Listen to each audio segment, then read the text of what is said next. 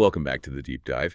Today we're really tearing into something pretty fascinating, a huge paradox from the text, Hiranyakashipu, King of the Demons. Yeah, it's quite something. Our mission really is to unpack how this incredibly powerful demon, Hiranyakashipu, who just consumed by rage, planning total destruction, how he also acts as this profound philosophical guide. Especially to his own family, right? About the soul, about death. It's wild. Exactly. And the source material throws us right in, doesn't it? It's immediately after his brother, Hiranyaksha, gets killed by Lord Vishnu. Vishnu was in his Varaha form, the boar. Right, and Hiranyakashipu, he's just incandescent with rage, pure vengeance against Vishnu and, well, all the demigods. And this moment, this specific loss, is really the key for you, the listener, to understand the whole conflict that comes later, that burning hatred for Vishnu. That's what fuels the famous story with his son, Prahlada. Okay, so we need to get this initial rage first before we get to the philosophical part. Precisely. Understanding the demon's fury helps us appreciate the, let's say, the depth or maybe the strangeness of his later wisdom. Okay, let's unpack that opening scene then. Hiranyakashipu gathers his commanders, the other demons, and the description. Wow, blazing eyes, biting his lips, terrible teeth, he's got his trident. Pure menace. Visually, he's all about destruction. But what he says, it's this almost theological attack, isn't it? Yeah, he accuses Vishnu of being partial. He says Vishnu's given up his natural tendency of equality, that he's siding with the demigods just because they worship him. Right. He sees worship as like a transaction, a way to manipulate Vishnu. So he thinks Vishnu can be, what, swayed? Like a kid you can flatter or bribe? Basically, yes. That's core to the demoniac view, you know? They see the Supreme Lord as just another powerful being, someone you could potentially bargain with, maybe even kill. Which is ironic, as the source points out. Right. Because they're thinking about Vishnu so intensely. Constantly, even if it's all about plotting his death. That intense focus, even fueled by hate, somehow grants them a type of liberation. Saija Mukti, you said. That's the one. It's merging into the impersonal effulgence, the divine light. It's not the loving relationship a devotee gets, but it is a kind of liberation from the material cycle. They achieve it just through sheer, unwavering concentration on the Lord. Wow. Okay. But they completely miss the point about Vishnu's nature, that affection he has for devotees, Bhaktavatsala. They totally misread it. They see that affection, that care, as simple bias, as favoritism, childish partiality, as the text puts it. Okay, so fueled by this complete misunderstanding, Hiranyakashipu lays out his plan. Two parts to it. Yep. First, the personal vendetta. Find Vishnu, kill him. He actually says he'll use his trident to sever his head. Brutal. And the second part, that's the strategic one. Ah, yeah. This is where you see his intelligence, even if it's misused. He uses this analogy of a tree. Vishnu's the root, the demigods are the branches and leaves. So you can't get the root right away. Yeah. You destroy the whole support system. Attack the branches, the leaves, everything that nourishes the root. Cut off the water supply, metaphorically speaking. And the water supply in this case is earth. Exactly. He tells his demon armies, go to earth. Find anywhere that has Brahminical culture and a Kshatriya government, basically spiritual society and righteous administration, and destroy it. Why that specifically? Because that culture, that's the source of the demigod's strength. It's built on things like austerity, studying the Vedas, charity, and especially sacrifices, yagna. Great, the ritual sacrifices, you mentioned those are key. Absolutely critical. The texts state that yagna is fundamentally linked to cosmic well-being. Yajan bhavati prajanya, yagna brings rain, rain brings food, prosperity. And the offerings from those yagnas sustain the demigods. Precisely. So Hiranyakashipu's logic is stop the yagnas, you stop the prosperity, you stop the offerings, you starve the demigods of their power, cut them off at the source. So the demons just unleash chaos on earth. The source describes it vividly, setting fire to cities, villages, farms, gardens, even targeting specific trees like mango and jackfruit that are essential for food. They attack hermitages where spiritual practices happen. It's a full spectrum assault on civilization and spirituality. The source even connects cutting down trees unnecessarily with demoniac civilization. Interesting side point. It is. It links environmental destruction directly to this anti-spiritual mindset. And the result? It works. Oh, yeah. The demigods are hit hard, deprived of the yagna results. They become distressed, weakened. They actually have to leave their homes in the heavens and come down to earth in disguise, just watching this destruction unfold. Okay, so the stage is set. Chaos on earth. Demigods in retreat. And then comes this sudden shift. It's almost unbelievable. It really is. He pauses this whole campaign of, well, planetary arson. To perform funeral rites for his brother Hiranyaksha. Okay, that makes sense. But then... Now he completely changes gears. Right. He sees his family, his mother Didi, his sister-in-law weeping, overcome with grief. And he steps in not as a warlord, but as a great politician, the text says. A master orator. And he starts consoling them with deep philosophy. Exactly. Deep, profound spiritual philosophy about the nature of the soul and death. This is the paradox we talked about. So even this ultimate demon, driven by hate, possesses Jñāna, this spiritual knowledge. He does. He has the intellectual understanding. He might not apply it for his own liberation, or maybe he misapplies it, but the knowledge itself, it's there. He's using it here almost clinically, you could say, to manage his family's grief. So what does he tell them? What's the core message? He tells them straight up, stop crying, don't lament. Why? Because all these relationships, these family connections, they're temporary by nature. He uses those analogies, right? Like travelers meeting briefly? Yeah, like travelers who happen to stay at the same inn for a night or share a table at a roadside place. You meet, you interact, maybe intensely for a short time, but then everyone goes their separate ways. Or like straws floating down a river. Caught in the same current for a moment, swirling together, then inevitably separating. It applies to everything: temporary family, jobs, alliances, nations. They're just temporary combinations brought about by time and karma. Not based on the eternal reality of who we are. Exactly. Which leads to his main point, the soul. He tells them the spirit soul is eternal. It doesn't die. It's inexhaustible, pure, and completely distinct from the material body it inhabits. So the body we see, that's not the real person. Not at all.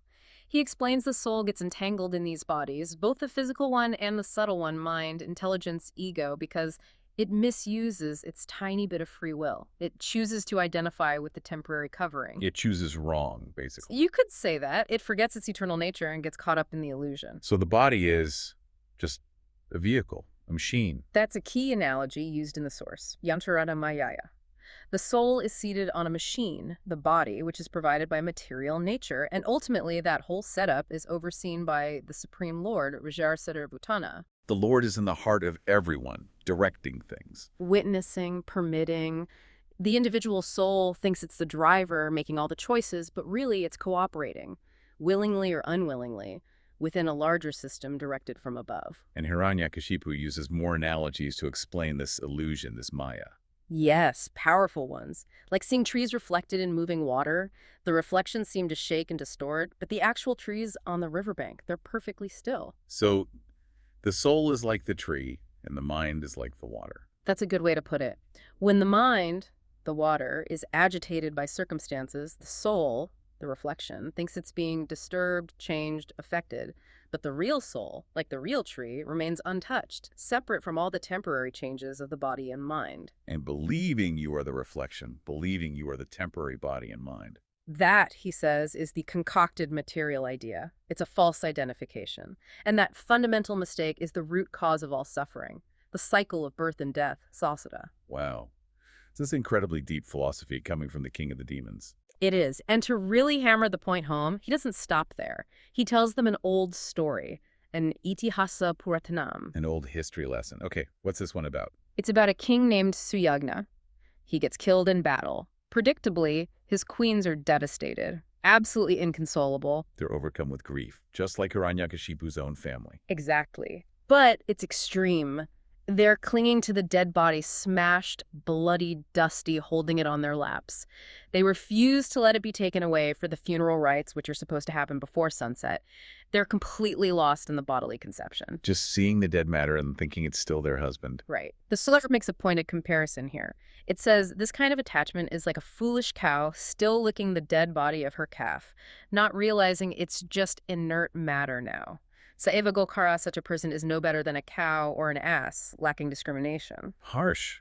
And this is where Yamaraja comes in, the Lord of Death. Yes, but very cleverly. He doesn't appear in his usual fearsome form. He takes the disguise of a small boy. Why boy? Well, a child can often go places and say things an adult couldn't. He gets access to the queens, and he starts speaking philosophy to them. And what's the first thing this boy says? He poses a question, pointing out what he calls the most wonderful thing in the world. Āścaryam-ata param. Which is? People see death constantly, Friends, family, strangers, thousands dying every single day, and yet everyone somehow thinks they are the exception. They think they'll live forever and make absolutely no serious preparation for their own inevitable death. That bewilderment, he says, that's the most wonderful or maybe astonishing thing. That hits hard. It's so true. Doesn't it? Then he hammers the point about the body again. It comes from somewhere unseen, unmanifested. It exists for a short time in the middle. That's what we call life.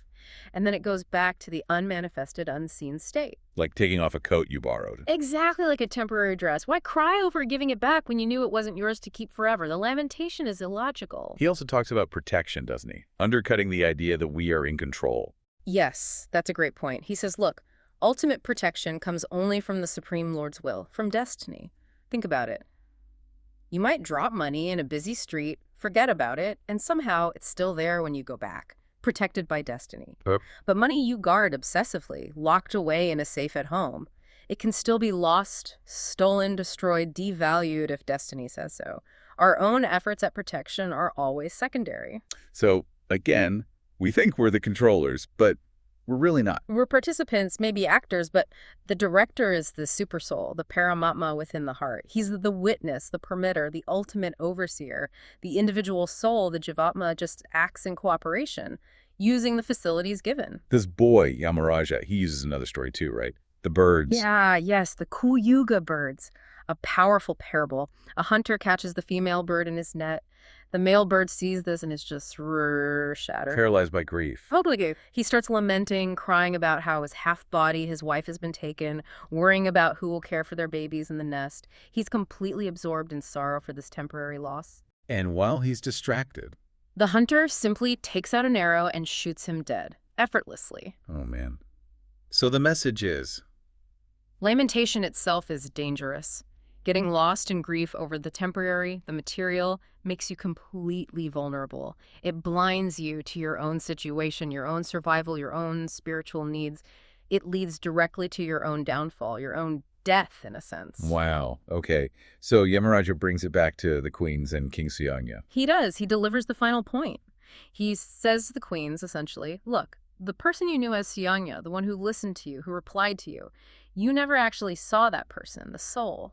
You only ever saw the body. And guess what? That body, it's still right here, lying on your lap. So what exactly are you crying for? It pulls the rug right out from under their grief. It shows the contradiction. Completely. You're mourning the departure of the soul, the actual person, but you're clinging desperately to the physical vehicle he left behind. It makes no sense. So what carries on, if not the gross body? That's the final crucial piece. It's the subtle body, the mind, the intelligence, and the false ego. That's the vehicle that carries the soul from one life to the next. And your destination is determined by what that subtle body is focused on at the moment of death. Whatever state of being one remembers when quitting the body. That state he will attain without fail. Your consciousness at the end dictates the beginning of the next chapter. Which brings us back to Hiranyakashipu, this incredible, almost jarring paradox. The master planner of universal destruction, is also a master articulator of the deepest spiritual truths about the eternal soul and the temporary nature of the material world. He knew all this. He understood it intellectually, enough to use it to console his grieving family. Yes, he possessed the Jñāna, the knowledge. But knowledge alone isn't liberation, it's how you use it. He used it tactically, politically almost, while his life's mission remained rooted in a Jñāna ignorance of his true relationship with the Supreme. So the core lesson he actually taught, even if he didn't live it, was that suffering comes from this ignorance, from making bodily distinctions. Exactly. Thinking, who am I? Who are others? What is mine? What belongs to them? Based purely on the temporary body and its connections. That false identity, that separation, is the root of all conflict, all suffering, whether you're a demon king or just, well, us. The source mentions something called Machina Vairagya, right? Cemetery detachment. It does. That flash of clarity people sometimes get when they're at a funeral or facing some tragedy. Suddenly, the temporary nature of life seems crystal clear. But then life goes back to normal and we forget. The pressures return, the attachments reassert themselves, and that brief wisdom fades. So here's the thought to leave you with. If even a great demon like Hiranyakashipu understood intellectually that the whole point is to get beyond this temporary body and its attachments, what specific conscious effort do you need to make? Beyond just that fleeting moment of clarity when things go wrong, how do you keep that eternal truth in focus in your everyday life? Hmm. That's the real challenge, isn't it? Moving from knowing the philosophy to actually living it. Something to think about.